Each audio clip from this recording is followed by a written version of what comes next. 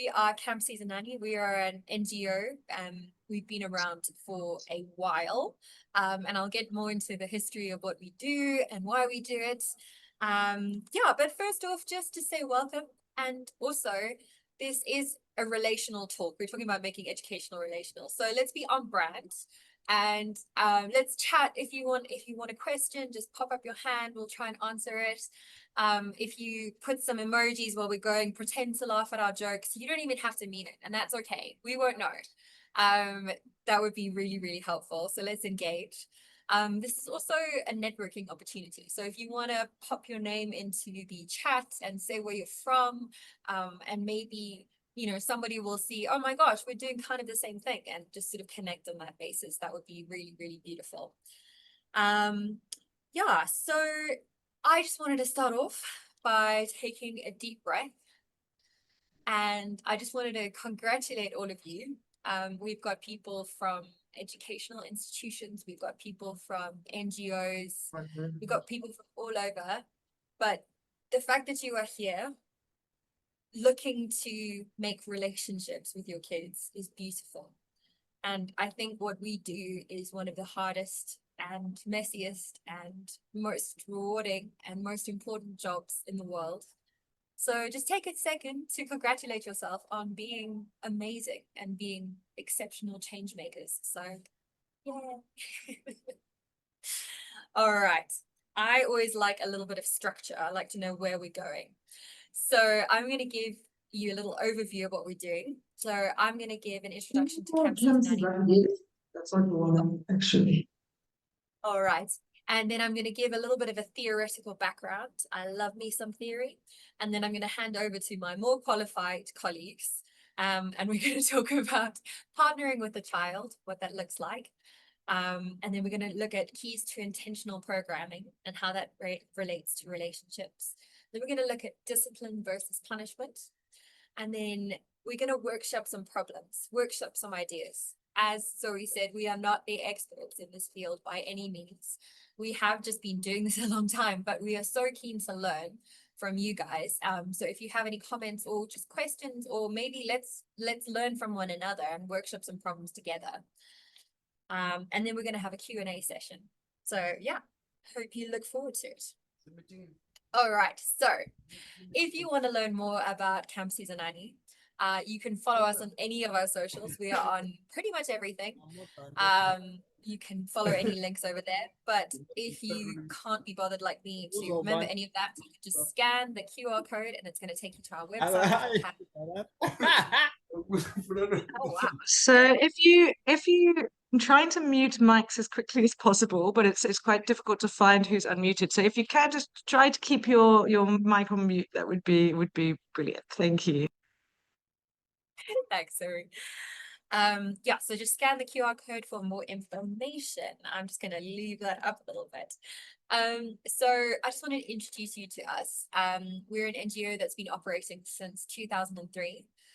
We originally only did camps for vulnerable, at-risk and orphan children. We take 150 teens away 3 times a year, and we teach them life skills, everything that they're not learning at school. And then we moved on to do Saturday youth clubs to create a long-term relationship with kids. And that's been beautiful. So let me just give you a little overlook into all of our programs. So as I said, the red at the top, we have been doing residential camps for over 2 decades. And we have a packed program for kids. We teach them life skills like mental health, sexual health, self-concept, decision-making, all of these important things. But then we also link it to arts and crafts, to theatre, to yoga, to swimming, to sports. And then we also talked about, last week, we had a great session with our psychosocial head, the head social worker who heads up our psychosocial support, which is where quite a lot of this amazing stuff is happening. Okay. So first off, what is relational-centered education? This is a psychological concept that was developed by education experts and psychological experts in collaboration to look at the changing methods of education. So it's fairly recent, in the last decade or so. It's all about creating meaningful relationships between the students or the facilitators or the counselors or the mentors with their kids. It's a working alliance, right? You are partnering with this child. So instead of a environment that is based on power and control, instead you as the teacher become the trusted guide. And this doesn't mean that you're going to become your kid's best friend or their peer or anything, but it just means that there's a relational aspect to it. This has been proven to be effective. This is not something that we are making up. It is positively correlated to students' attention, attendance, their motivation, their increased engagement with the topic. It even has positive correlations with increased success of people post-school. But what is a meaningful relationship? So there are 5 different components to this.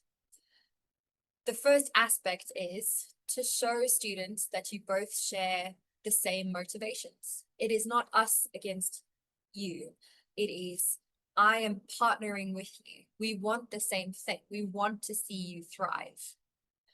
All right. Number 2 is responding to needs, spoken and unspoken. Last week, we touched on some of the signals that kids send when they are feeling burdened, when they are feeling challenged. And these can often be quite difficult to spot, especially if you're in a classroom with 30 kids. Number 3 is challenging them to be their best selves while also progressing forward. Okay. And number 4, expanding their sense of possibilities and opportunities, saying, I think you can do this. I think that you could actually see yourself in a career like this. And fifthly, and probably most importantly, is repairing and restoring trust.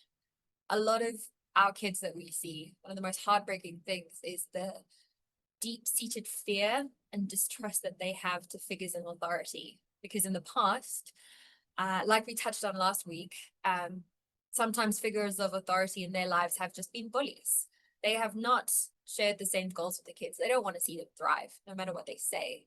And so part of our job as people who care and who are these kids' champions is to repair and restore that trust. Practically, what does this look like? Well, I'm going to hand over to people who are far more qualified than I am in this area.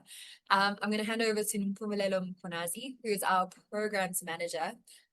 She has been doing this job brilliantly for a few years now. She's going to talk about how we create our programs to foster relationships. And then after that, you're going to hear from our camp manager, Mr. Kabelo Malefane, camp director, excuse me, I'm so sorry. With his various degrees and certificates, he has more than 20 years of camp experience.